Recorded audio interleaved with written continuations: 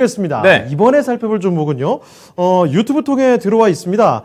준호님께서 시청을 해주신 종목인데, 자, 이 종목은 현대오토웨이브입니다. 자, 매수가부터 볼게요. 12만 8,800원. 비중은 4% 가지고 계시네요. 많지는 않으시고. 그러네요. 자, 이광무 전문가님을 콕 집어 주셨습니다. 이광무 전문가의 대표 종목이죠. 심텍처럼 묶고 갈 만한 종목인지 진단 부탁드립니다. 잘 아시네요. 바로 여쭤볼게요. 예. 자, 이광무 전문가님. 심텍 무시무시하게 잘 갔는데 과연 심텍만큼 심하게. 현대오토웨이브 갈 수 있는가? 이거 약간 무리한 질문 아닌가 싶기도 한데 갈 수 있습니까? 현대오토웨이브? 일단 현대오토웨이브가 앞으로 미래 성장 기대감은 상당히 클 거라고 생각을 하고 있거든요. 근데 이제 중요한 거는 이제 이 성장주들은 타이밍이 중요할 것 같습니다. 근데 이제 그 타이밍을 봤을 때는 아직은 때가 이르다라고 생각하고 있거든요. 이 현대오토웨이브는요, 이제 현대차 그룹 안에서 소프트웨어를 만드는 회사인데, 우리가 이제 앞으로 준비하고 있는 미래 차의 기술이, 자율주행이라든지, 그리고 커넥티드카와 같은 미래차 기술을 준비를 하게 됩니다.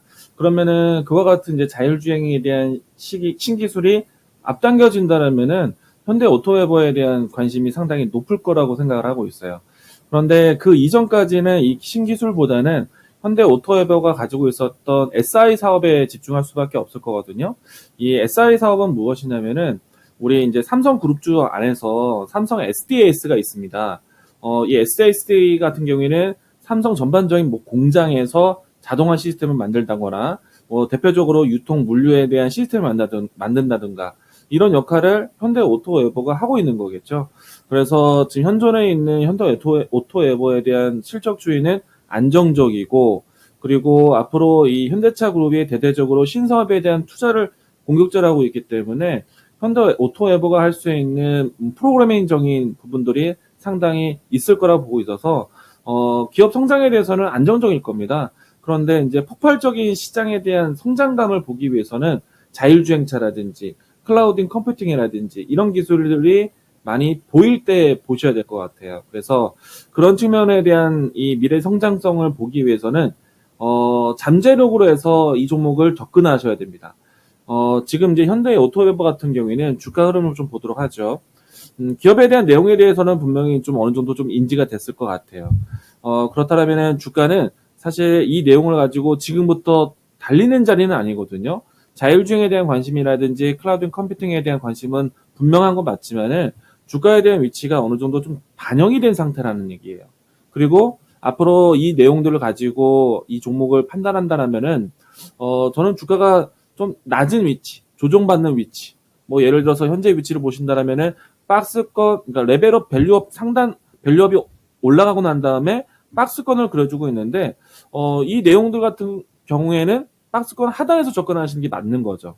그렇기 때문에 지금 상단을 도파하는 데 있어서는 실적, 현재의 위치에 대한 이 본 사업에 대한 매력, 이 부분들을 접근하셔야 되기 때문에 저는 잠재적으로 미래 성장에 대한 투자를 한다면은 지금 위치보다는 박스권 하단에 위치했을 때 오히려 떨어진다면 이 종목에 대한 잠재력을 믿고 투자하는 방법, 그런 식으로 해서 종목을 접근하셨으면 좋겠다라는 생각이고요.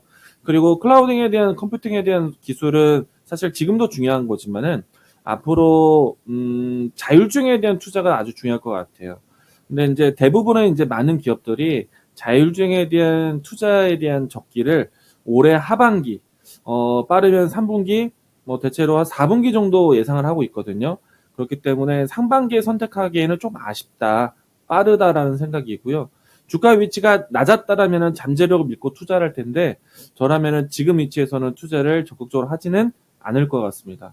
현대오토웨이브 같은 경우에 현대차가 레벨 4단계에서의 자율주행에 대한 이야기들이 흘러나올 때 그때 접근하시면 좋을 것 같아요. 그래서 저는 현재 위치에서는 먼저 들어갈 필요는 없겠다. 그래서 좀 기다리자라고 이야기 드리고 싶고요. 매수하신 가격대에서 종목 대응하신다라면은 지금 12만 8천원대 13만원 밑에서 접근하신 거거든요. 박스권 상단으로 봤을 때는 지금 14만 5천원 정도가 상단입니다. 이 라인대에서는 1차적으로 했을 때는 수익을 좀 챙겨주시고 다시 한번 박스권 하단으로 내려왔을 때는 다시 모아가는 전략, 이와 같이 매매 전략 하신다라면은 안정적으로 꾸준하게 매매할 수 있지 않을까 생각을 합니다. 제가 봤을 때는 지금 당장 박스권 돌파할 것 같지는 않습니다. 일단은 실적에 대한 내용들을 좀 살펴보도록 하겠는데요. SI 기업이기 때문에 마진율이 높진 않을 거예요. 대신에 이제 실적에 대한 추이는 안정적일 것이라고 예상하는데, 제가 지금 화면이 바로 올라오진 않고 있거든요. 지금 인터넷 때문에 그런가요? 네, 바로 화면이 나오진 않는데, 제가 실적을 외우고 있진 않아서 아마도 보지 않아도 뻔한데, SI 기업들은 마진율이 높지가 않아요. 보통 이제 3%에서 4% 정도 하고, 그리고 현대 오토바이버 같은 경우에는 저는 조금 더 잘 나올 거라고 예상을 하고 있는데, 그 부분들 때문에 실적에 대한 성장으로 해서 박스권 돌파를 하기에는 조금 무리가 있다. 이 종목이 더 일을 잘할 수 있는 신성장 모멘텀이 붙어야 된다라고 생각하고 있어요. 그래서 박스권으로만 대응하자라고 이야기 드리겠고요. 앞에서 전략적으로 정리해 본다라면은 박스권 하단의 위치는 10만 원대 초반이 될 것 같고요. 그리고 상단의 위치는 14만 5천 원 라인대. 그래서 1차적인 차익 실현 자리는 14만 5천 원에서 하자.